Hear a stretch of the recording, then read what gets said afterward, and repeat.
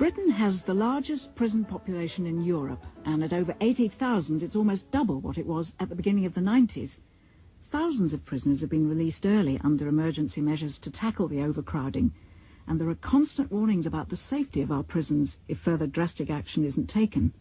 Many of those warnings are mindful of what happened at Strangeways.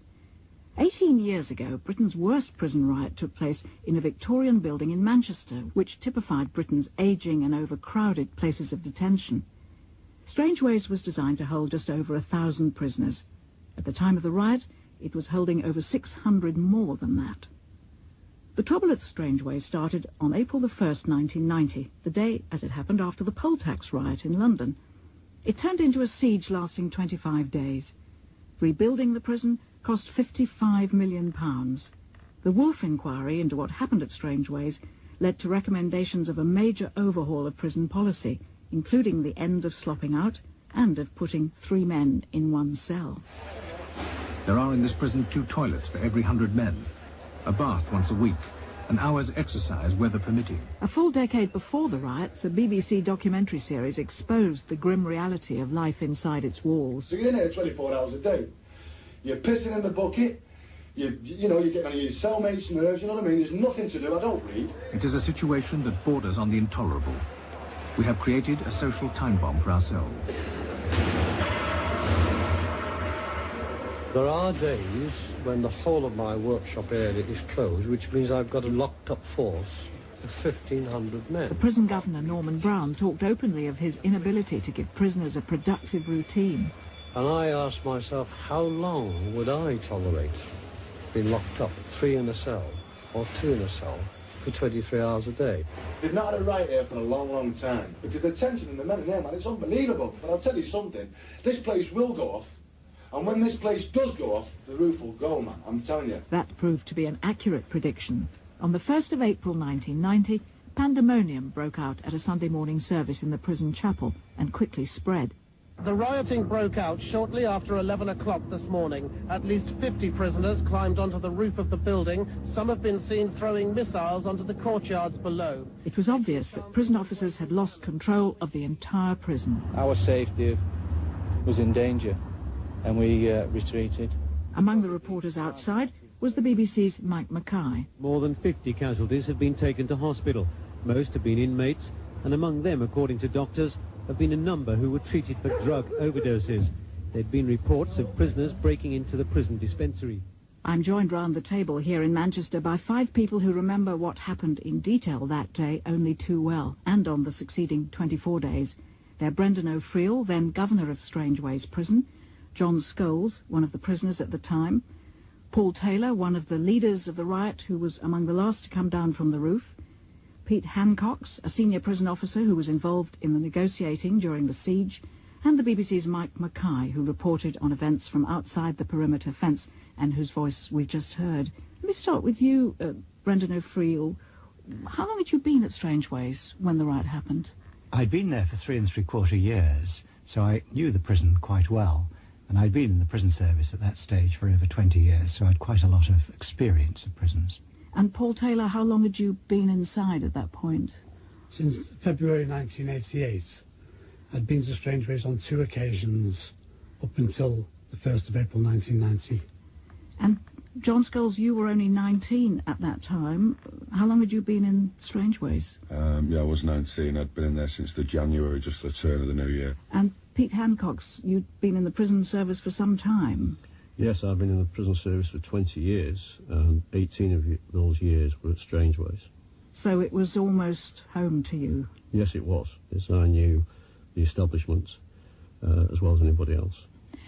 And Mike Mackay, you as a journalist had moved up from London to the north sometime before. Yes, I'd moved up from London in 1989, and I was busy establishing myself as the new North of England television news correspondent when the call came to get over to Strangeways in Manchester because of a major incident.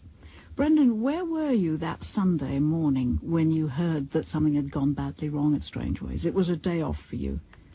The first inkling I had that was problems, I was actually driving in my car and my bleep went off, and the man I'd left in charge was a very experienced man, and for him to be paging me, that was actually, it must be something serious. So I turned the car around, drove straight home and rang the prison. And Pete Hancock's, were you in the prison at that moment when it was apparent that something big was happening? No, I wasn't. In actual fact, I was doing some gardening at the time. And my wife received a call from a colleague who was on duty and said that there was a riot at the prison. As well as being the senior officer, I was also the local branch secretary of the Prison Officers Association. I went back in and said, no, it's April Fool's Day, they're winding me up. Then I had a second thought, and I thought, well, I'd better just check. So I rang into the security department on the direct line and was then clearly told that there was a full-scale riot. And on the basis of that, I then put my uniform on and reported to the governor of Strangeways. Paul Taylor, you were one of the ringleaders of it, so you'd been planning this riot for some time. I'd certainly been engaged in the discussions with other prisoners for a 2-week period about holding a protest. Unfortunately, it developed into a protest riot. What did you think would happen? What were your plans? The plan was to take control of the chapel service so that prisoners could hold a 24-hour protest of disobedience and non-cooperation with the prison service. The Board of Visitors in 1986 had written critically of the prison service that, quote, the prison service is always concerned to ensure that prisoners comply with the prison rules, but there does not appear to be an equal commitment on the part of the prison service to comply with the prison rules itself. So presumably, Brendan, you were aware of a general feeling there always is in prisons about conditions. I think everybody's got to understand that in those days, Strangeways was really in quite a bad state. We'd made considerable improvements, but it was from a very low base. What had been particularly bad in the run-up to the 1st of April was that the numbers built up. We'd been around 1,400 for much of the winter, and suddenly we found ourselves at 1,600, and that extra 200 makes a tremendous difference. Everybody gets more mithered, and we were mithered. Meaning there is less time to do Just things. Explain the word. Well, mithered in the sense that everybody was probably feeling a bit overworked because the prisoners themselves were more crammed in. We had only a limited amount of activities, and we now had more prisoners trying to get into those activity places. John, you were a relatively new prisoner. What were your impressions of the conditions? It was very Victorian. I hadn't really been in custody before. I'd had a brief spell at Buckley Hall under youth custody. But, you know, as Brendan rightly says, they were dreadful conditions. The place was filthy, it was decaying, and everywhere was just like bodged up, a sort of thing, to keep going. Pete, is that a picture you recognise? Absolutely right. We didn't have enough staff. We didn't have enough facilities for prisoners. I mean, for prisoners to go something like 2 weeks without a change of clothing was unacceptable. Paul, take us through the events in the chapel and how they changed radically from what you were expecting, perhaps. Yes, well, I took the microphone after an army chaplain had spoken. Prisoners started clapping their hands, stamping their feet, cheering me, but then a prison officer came onto the stage to stop me saying anything more, and I admit that I did strike him, but it was just the one punch, and I regret the incident, but because he didn't deserve what happened to him. What happened? Well, other prisoners began attacking him when my attention was drawn to the back of the chapel. So it turned very violent? He was in quite a serious condition. He was unconscious. It turned very violent? Yes, it did. But I actually helped that prison officer out along with another prisoner to safety into the vestry. And how quickly was it possible for you to get the keys? Well, somebody took the keys off the belt of the prison officer and held them up, and I actually said, I'll take them, and then proceeded to open the back of the chapel doors, and we all marched out onto the landings, and prison officers evacuated the centre of the prison. And there was one key that opened every single cell? Yes, and the internal keys opened every internal door. John? I do remember Paul going down onto the stage I do remember a cheer going out when the door at the top of the chapel, and we gained access up onto the rotunda. The first thing I'd done when I came from the chapel is I managed to get into the probation office and actually phoned my mother. And the conversation with my mum pretty much went like, "Hi Mum, there's been a riot at Strangeways." And so I can't talk long. These people try to get on the phone, and God bless her, she's not with us now. My mum said to me, "Okay, don't do anything stupid, but enjoy yourself." I was like on an adventure, really. Mike Mackay, for a journalist, this was an amazing story. You probably didn't have any idea how long you were going to be involved in covering it. How quickly did you get onto the scene? Well, of course, it was a Sunday, and I was at home actually looking forward to a Sunday roast. Not that that'll get much sympathy, I'm sure, from Paul or John. But I had the call from my news desk in London, and I drove over to Strangeways in about a couple of hours. And straight away, as Peter said, you could see, even before we arrived outside the walls, simply by the columns of smoke rising above the prison, that this was a serious disturbance, as I'd been told. This bizarre combination of noises from the police helicopter was used against the prisoners on the roof during the mid-afternoon. During the first 24 hours of the riot, it was clear that there was a good deal of prisoner-on-prisoner violence, Rule 43 sex offenders being the main victims. Many prisoners surrendered and were allowed to leave, some coming out injured and most terrified. People were smashing things up. You could smell fire and people were just running about. You can hear people screaming. There are still persistent reports that some prisoners may have died in the violence, possibly when inmates stormed the secure wing used to house sexual offenders. With no official confirmation or denial from the Home Office of those rumours, journalists could only rely on the reports of the evacuated prisoners relayed by their solicitors, some of them deeply disturbing. They have told me, I have not witnessed these events, that Section 43 prisoners have been dragged to a form of kangaroo court, where, as it were, punishments were carried out in an arbitrary and ruthless fashion.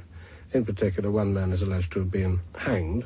The father of another prisoner repeated what his son had told him about kangaroo courts. There was makeshift ropes made out of sheets, which were tied around these prisoners' necks.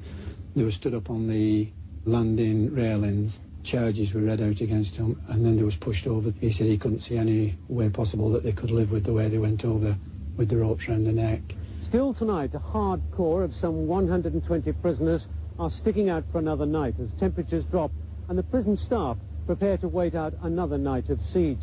But persuading this last group of prisoners to give themselves up may prove to be the hardest part of the operation. Paul, as one of the ringleaders, you would have been aware already that there were all sorts of rumours flying around outside the prison as to what was happening inside the prison, including rumours of attacks on sex-offending prisoners and that sort of thing. Yes, well, a lot of prisoners have been in the care system and have been abused themselves, and they felt aggrieved towards prisoners who preyed on vulnerable, helpless and defenceless children, women and the elderly, and then come to prison and ask for protection. So there was quite a bit of rough justice being meted out. There was rough justice. I don't think it was moral what we did. I regret the violence against prison officers or against prisoners. I'm sorry that I was unlawful that day and engaged in violence, but I didn't engage in any destruction of the prison. Mike Mackay, how difficult was it for you to know what exactly was going on? It was immensely difficult. The rumour was being circulated by all the local reporters there that there were these deaths, according to informal sources. It was impossible to confirm that or deny it. And I was extremely concerned not to give credence to reports which in the end may prove to be false. Pete Hancock's. I led a team in to actually get one of the inmates who had actually been thrown out the end of A-wing. And he was very badly hurt. In fact, he was in his underclothes. He was bleeding very, very profusely from all orifices. We had to get him out, and we got him out via a shield of our CNR team, because as we were getting this lad off the floor at the end of A-wing, you know, we were being bombarded again by tiles and again by brickwork. Can you explain the C&R team? C&R is a control and restraint team. These are officers who are actually trained to deal with control and restraint of inmates in circumstances. Were they able to control and restrain? Not really, not on this occasion. But they were there really as a protective guard for us, because we had to get this lad out. It was quite obvious that he was very, very bad, and he eventually died. So that was one death that some people thought was connected with the riot. Oh, yes, indeed. Yeah. Brendan, you remember this well? Only too well, because the saving of life was obviously a major priority for the governor. And it would be true to say the majority of prisoners were out of Strangeways by the end of day 2. Oh, yes, yes. By the end of day 1, we got the majority out. So we put the control and restraint teams in to retake the remand prison on the morning of the 2nd day. And then we looked at the main prison, and I said to my commanders, make a plan. I then reported to headquarters, and that's where some of the difficulties began. When you say some of the difficulties, that plan was turned down by Whitehall, is that right? Well, what happened was that I put it to the regional office, because they were my line management.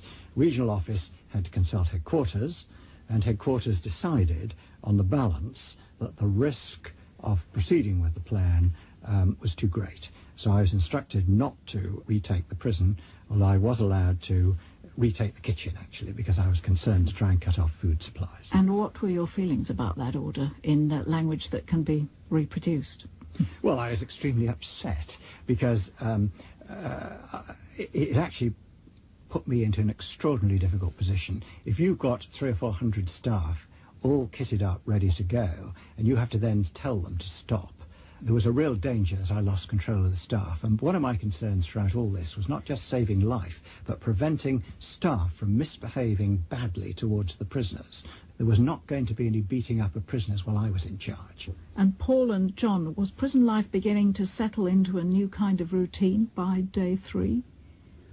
I think it was a campfire existence of freedom in the wilderness, of the rooftop was our wilderness. We'd have campfires and we'd be cooking meals, we'd be cooking omelettes with 24 eggs in a big pan. At one point, I remember seeing literally carcasses hung up in the kitchen, and men stood there and just carving meat off it and eating it, saying raw meat, saying, well, this is the meat that we never get served. This is what the screws take home, and we never get this sort of meat in our meals. We're talking as if the prisoners were all of one mind as to what should happen, but were there little factions developing? Straight away, pretty much. You could see there was an hierarchy developing. Certain people on the rotunda organising the ferrying of food and instructing people and having, like, shall we say, meetings. I mean, I was only 19 and was new to things, so I was more of the mind of, well, I don't want to go to, enjoy the moment, but don't take it too far. You were able to leave? Yeah, well, I knew within hours that, I felt vulnerable. Pete? Well, yes, what John's saying is absolutely right, because part of my role as well within the prison was that I was a hostage negotiator. That led to us actually negotiating to actually get inmates who didn't want to be there out of the roof space and down into safety. The lads just want somebody that they know, not the system. The system has done what it's done to them now. What that chopper's doing is making things worse. On the 4th day, Governor Brendan O'Friel talked to the press for the first time. Now, we've been dealing, in my view, with probably the worst incident in the history of the prison service. He surprised many of them with his candour. The damage and destruction is really very substantial indeed.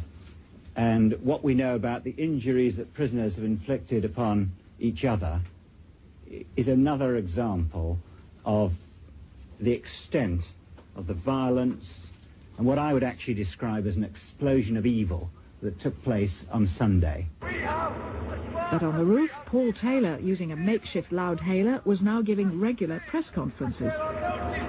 Prisoners within the establishment.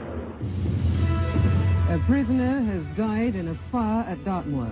The images of those rooftop protesters shown on television inspired others, and over the next few days, disturbances were reported throughout the prison network. Inmates at Lindholm Jail near Doncaster started 2 fires in a dining room. The governor of Durham Prison has praised 2 of his officers who were held hostage at knife point by 2 inmates. And at Armley Jail in Leeds, prisoners threw burning rags from their cell windows. Anybody wants to go down? At Strangeways, 6 days into the siege, the prisoners looked settled in for a long stay. The spring sunshine has encouraged more than a dozen inmates onto the shattered roof of A Block. They've rigged up a loudspeaker system and have been playing pop music and listening intently to news bulletins on the radio, reacting instantly with nods of the head or thumbs down, depending on what they hear.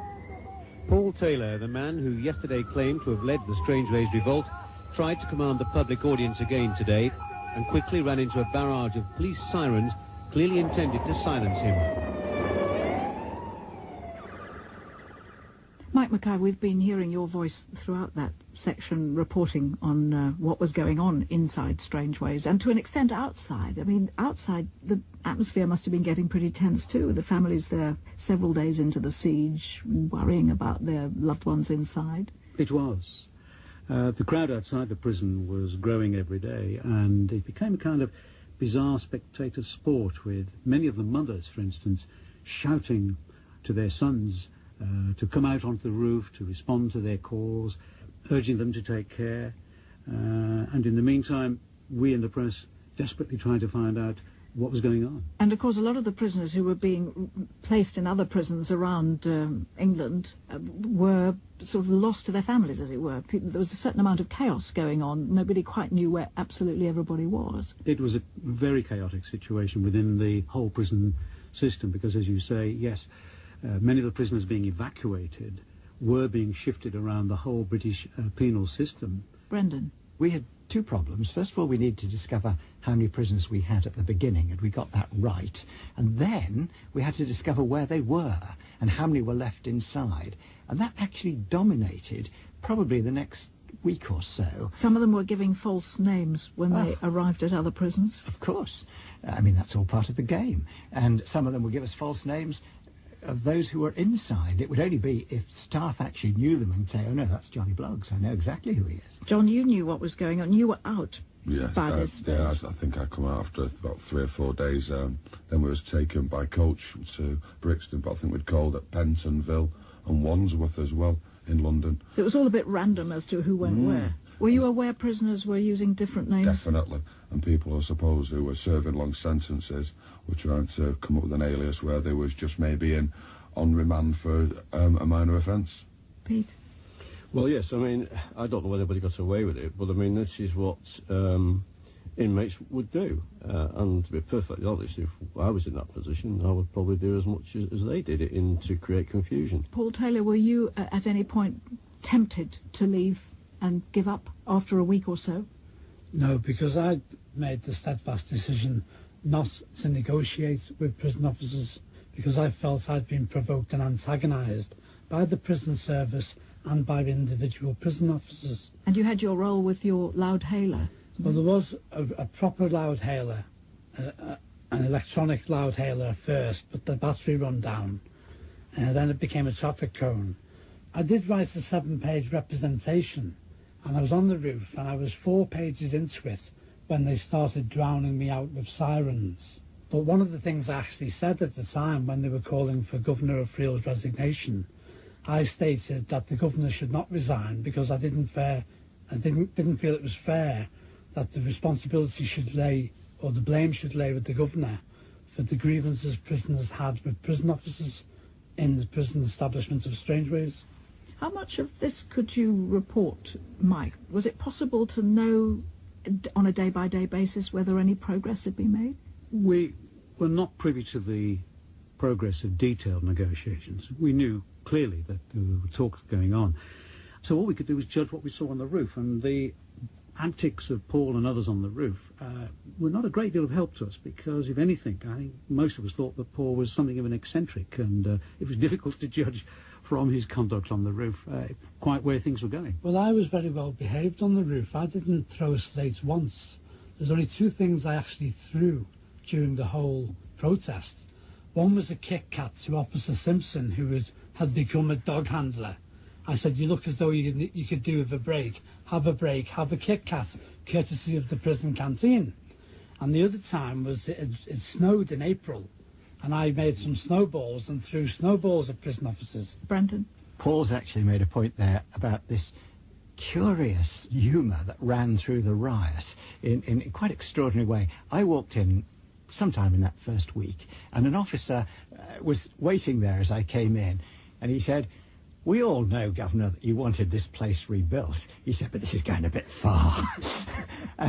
And this sort of thing was going on. And you, all the time, must have had at the back of your mind, actually, I think we could have closed this down within 48 hours.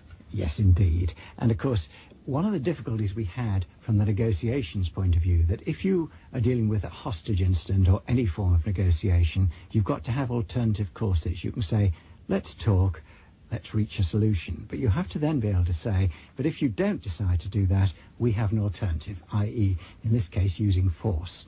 Now, we knew we hadn't got that alternative for the first 3 weeks, and that was a real constraint upon us. At Strangeways, the waiting game is slowly whittling down the number of players. There appears to be no intention of flushing them out with anything stronger than the force of argument and loud noise. Hi, Mom! Take care of yourself! Come down! Come down, Bob, please! Prison officers lost patience and could be heard taunting the now dwindling number of prisoners, calling them beasts. And local residents began to lose patience with the constant noise. Continuous wailing all the time. You're just getting asleep, and next thing you're woken up with that damn thing. Physical force may be out. Psychological force has been intense. Wagner's Ride of the Valkyrie was just one part of the battery of loud music and police sirens blasted at the prisoners throughout the night. Sharpened scaffold poles, the shapes of spears. While prison officer Ivor Searle revealed the extent of the defences that the prisoners had now built up. They've got crossbows, they've got holes in the landings covered with mattresses, so anybody steps on them, they go through it. It's a death trap just to go in and storm it. Dangerous tactics from the prisoners tonight. They began lighting fires on the roof. By Good Friday, the 13th of April, the steady trickle of surrenders stopped. It was 4 days before any more prisoners left. There's been an outbreak of suspected food poisoning amongst the prisoners holding out at Strangeways jail. 3 of them surrendered today, saying they were sick. 1 is seriously ill tonight in hospital. According to a prison visitor, the 7 who are left inside have only rotten food and tainted water. The waiting game being played by the authorities drew criticism from all sides. The Conservative MP, Sir John Stokes, had an alternative strategy in mind. I think myself that the riot should have been put down straight away. I would remove the people off the roofs by heavy hosing. I would then send in, if necessary, the SAS to deal with the whole matter in a matter of minutes. Brendan O'Friel, you were being offered all sorts of advice, and we heard Sir John Stokes there, on how to deal with this riot, whether you should be tougher. And you also had to damp down the kind of change of mood which was perceptible within the prison. How did you go about that, or trying to do that? Well, the behaviour of the staff on that particular night where they shouted beasts was quite unacceptable, and they were all reminded that some years previously there'd been a serious riot at Hull, and we'd lost the game simply because the staff had failed to behave after the prisoners had surrendered. And I said, this is not going to happen with Strangeways. How much of a free rein did you have to promote your own policies and your own ideas when earlier on the Home Office had nixed going in hard earlier? Oh, very, very little, because we were trying to create pressure by using things like what Mr. Stokes had said about the SAS. We were dropping broad hints to the prisoners that the army might be just round the corner if they didn't hurry up and get out. But we actually knew perfectly well that no such thing was likely to happen, that we had to operate under the rule of law. And if we had knocked a prisoner off that 80-foot roof with a fire hose, somebody would have been in a coroner's court, if not facing a criminal charge. And probably the governor would have been one of those people. What were the, what one might call psychological tactics used in the negotiations? No, we did quite well, I have to say, in the first week. But the Home Office sent in a team of psychologists. And, you know, from the moment they came in, it was just as if we might not have bothered. I mean, one of the funniest sort of aspects of this is that the psychologist said to us, can we get some gas burners? And we said, well, we can't get them from the prison because the prisoners have got the prison. Can we buy some locally? Well, I'm sure we can. Can we get some frying pans? So, sure we can. Can we get some onions? I'm sure we can. But can I ask why? Well, what we thought would be is that we set all these cookers up with these pans and with these onions.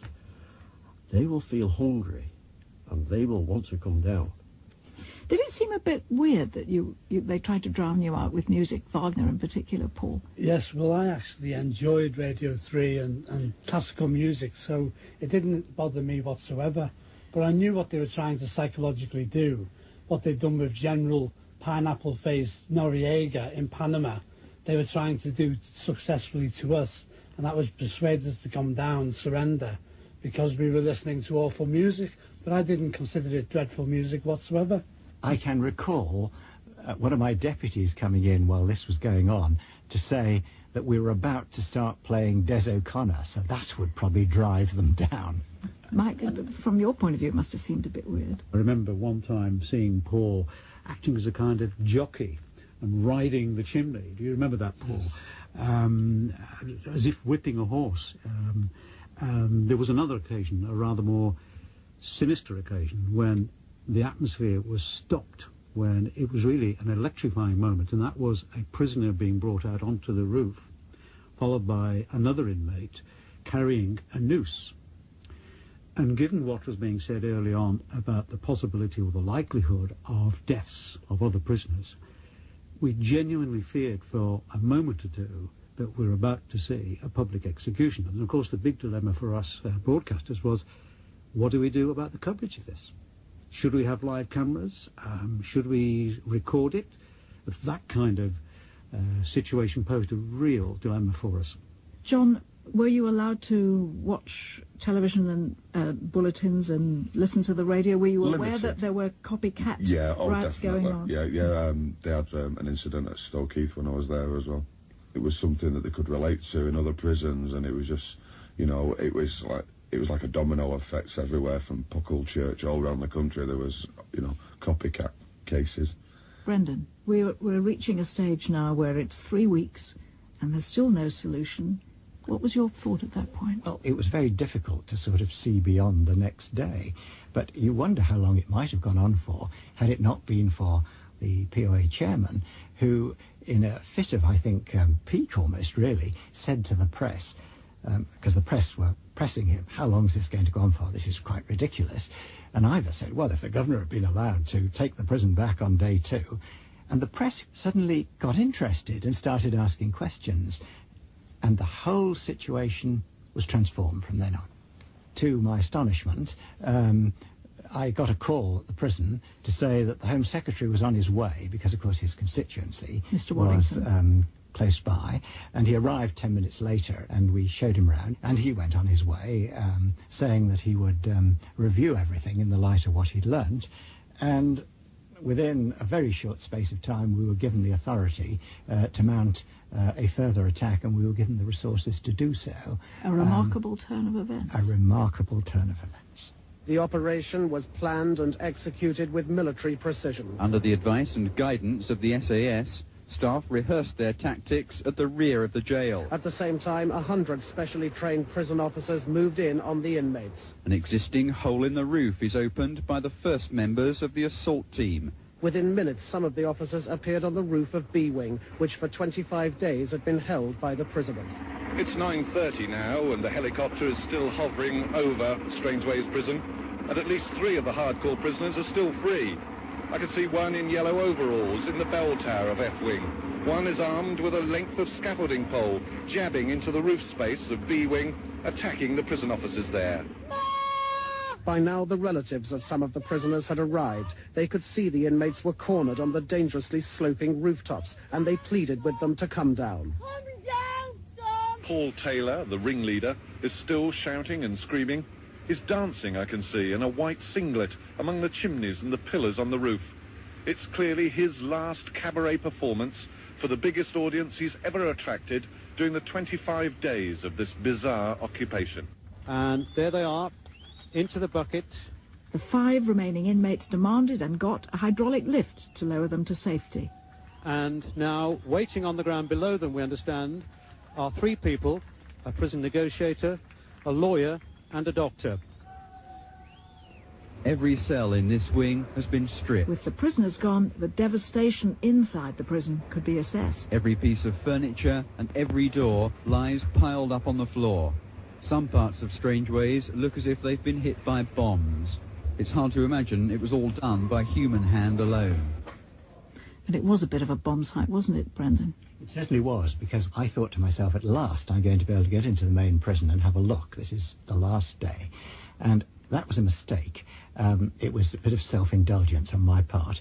I went in and must have been absolutely shocked by the mess that I found the main prison in, because we'd worked so hard to try and improve the thing.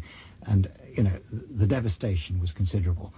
When I came away from that, and this would have been early afternoon, I started shouting at people. I was behaving quite unreasonably. So I handed over to my deputy. He's very experienced, but I said, I may take the wrong decision, because it was going to be very tricky for the rest of the day. So you diagnosed yourself as being temporarily unfit to be in charge? Exactly. Hand over, and I went home. So I actually watched all this. I watched Paul coming down from the roof on television, like so many others did. And you were one of those men in the bucket, Paul Taylor, being lowered down from the roof? Yes, we came down that evening because our families were allowed to come to the gatehouse and were able to talk to us, and we could hear them perfectly well. And the families were saying, it's time to come down now, son. And we responded to the wishes of our families. Did you feel that you'd won or lost at the end? Both. We'd won and lost. I'd lost personally because I spent almost an extra 10 years in prison for my participation in the protest. But the winning bit of it was, after the Wolf report, there were recommendations that conditions should change. Yes. Since then, the prison service has a better regime in place in most establishments. It's the local prisons that are overcrowded still. Did slopping out end after Lord Justice Wolf's report? Yes, it did. So prisoners were able to have a civilised use of sanitary conditions. Before then, they were disgraceful. John, what was your feeling at the end of the siege? It was quite an anticlimax, really. I really thought that the lads who'd remained up there were concrete, and that if they were going to be taken, they'd have to be taken. They wouldn't surrender. You thought it'd be a bit more like Butch Cassidy and the Sundance Kid? That's quite a good example, yeah. Mike, end of a long siege for you too. Yes, and you knew that something was coming on that day. The atmosphere had changed. It was a bright and beautiful day. Helicopters were hovering from early morning over the prison, and it was clear as prison officers began to appear in the roof, they were moving in to isolate and close down the space available for Paul and the others, until eventually they had virtually nowhere to turn, and surrender or giving up there was really no choice for them. And when Paul descended with the others, it struck me that there was a slight air of triumph about them, certainly about Paul, when they came down to the ground. Pete? It was like a relief all round, and like Brendan, I went up into the rotunda, which was my prison, and it was as if, you mentioned to Paul about winning and losing. To me, it was a loss. It wasn't the case that we had won and we had got the inmates all back into custody. I had lost my prison, and I was stood there with 3 or 4 other members of staff, and we were all of the same view. It was as if we'd had a bereavement. And Brendan, did you feel something had been won or lost? Too early to say won? Oh, far too early. I was more concerned with the fact that I knew there'd been quite a lot of staff injured and what had happened to all the prisoners, and within days I was on to the next fight, which was keep Strangeways open. And it never did close. Oh no, it didn't close. We kept serving prisoners in there throughout, and that was one of those little achievements that I'm extremely proud of. And what happened to you? Where did your career go after that? Well, I stayed on for the the public hearings of the Wolf inquiry, and in about June, July time, after the hearings were over, I was offered a move on promotion to London, but I said I didn't think that was a good thing because I recognised I'd been through an incredible amount of stress and I didn't actually want to be away from home. I also had a feeling that when you've fallen off the bike, and I felt that that riot was a bit like falling off the bike, I actually needed to go and govern another prison. We've heard Paul say that he stayed on as a prisoner for a number of extra years as a result of the riot. John, what about you? What happened to you after that? I served the rest of that sentence to come out with loads of qualifications. On the strength of them, got a job lifeguarding with Manchester City Council. And unfortunately, apart from one little misdemeanour, a couple of years later, I've never been in trouble since. And what are you doing now? I work in finance for a PLC in Manchester. And Paul, you're looking at Brendan because you haven't really seen him close to since those days. What are you thinking? Well, I already admired Governor Brendan O'Friel before the Strangeways protest riot. He was very fair-minded. I'm sorrowful that I caused him any grief, but I was going through a lot of grief and sorrow and misery at the time, and that's what caused me to become a protester. Brendan? Well, I'm just delighted to have both John and Paul here, who clearly have rebuilt their lives to a lesser or greater degree. And the fact they're here for this interview is living proof that at the end of the day, people do change. Pete Hancox, Mike Mackay, Paul Taylor, John Scholes and Brendan O'Friel. Thank you all very much. Thank you.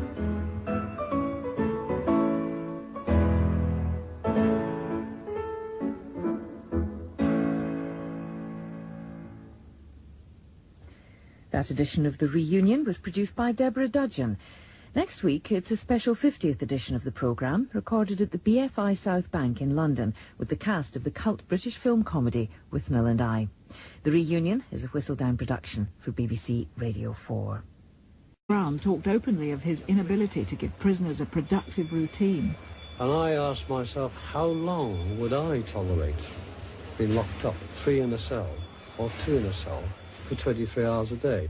They've not had a riot here for a long, long time, because the tension in the men in there, man, it's unbelievable. But I'll tell you something, this place will go off, and when this place does go off, the roof will go, man, I'm telling you. That proved to be an accurate prediction. On the 1st of April 1990, pandemonium broke out at a Sunday morning service in the prison chapel and quickly spread. The rioting broke out shortly after 11 o'clock this morning. At least 50 prisoners climbed onto the roof of the building. Some have been seen throwing missiles onto the courtyards below. It was obvious that prison officers had lost control of the entire prison. Our safety was in danger, and we retreated. Among the reporters outside was the BBC's Mike Mackay. More than 50 casualties have been taken to hospital. Most have been inmates, and among them, according to doctors,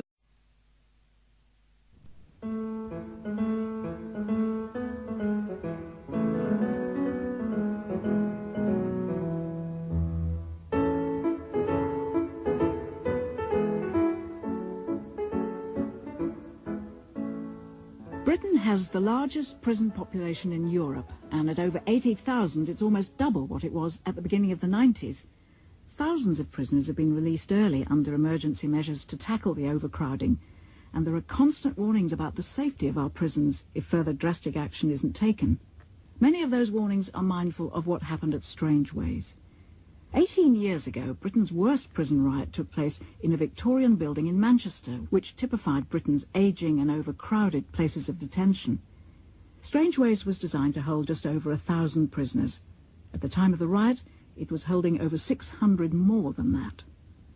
The trouble at Strangeways started on April the 1st, 1990. Strangeways on 2 occasions up until the 1st of April 1990. And John Scholes, you were only 19 at that time. How long had you been in Strangeways? Yeah, I was 19. I'd been in there since the January, just the turn of the new year. And Pete Hancox, you'd been in the prison service for some time. Yes, I've been in the prison service for 20 years, and 18 of those years were at Strangeways. So it was almost home to you? Yes, it was. Yes, I knew the establishment as well as anybody else. And Mike Mackay, you as a journalist had moved up from London to the north sometime before. Yes, I'd moved up from London in 1989, and I was busy establishing myself as the new North of England television news correspondent when the call came to get over to Strangeways in Manchester because of a major incident. Brendan, where were you that Sunday morning? Have been a number who were treated for drug overdoses. There'd been reports of prisoners breaking into the prison dispensary. I'm joined round the table here in Manchester by 5 people who remember what happened in detail that day only too well, and on the succeeding 24 days. They're Brendan O'Friel, then governor of Strangeways Prison, John Scholes, one of the prisoners at the time, Paul Taylor, one of the leaders of the riot who was among the last to come down from the roof, Pete Hancox, a senior prison officer who was involved in the negotiating during the siege, and the BBC's Mike Mackay, who reported on events from outside the perimeter fence and whose voice we've just heard. Let me start with you, Brendan O'Friel. How long had you been at Strangeways when the riot happened? I'd been there for 3 3/4 years, so I knew the prison quite well. And I'd been in the prison service at that stage for over 20 years, so I had quite a lot of experience of prisons. And Paul Taylor, how long had you been inside at that point? Since February 1988. I'd been... The day, as it happened, after the poll tax riot in London. It turned into a siege lasting 25 days. Rebuilding the prison cost £55 million. The Wolf inquiry into what happened at Strangeways led to recommendations of a major overhaul of prison policy, including the end of slopping out and of putting 3 men in 1 cell. There are in this prison 2 toilets for every 100 men, a bath once a week, an hour's exercise weather permitting. A full decade before the riots, a BBC documentary series exposed the grim reality of life inside its walls. So you're in here 24 hours a day. You're pissing in the bucket. You know, you're getting on your cellmates' nerves, you know what I mean? There's nothing to do. I don't read. It is a situation that borders on the intolerable. We have created a social time bomb for ourselves. There are days when the whole of my workshop area is closed, which means I've got a locked-up force of 1,500 men. The prison governor, Norman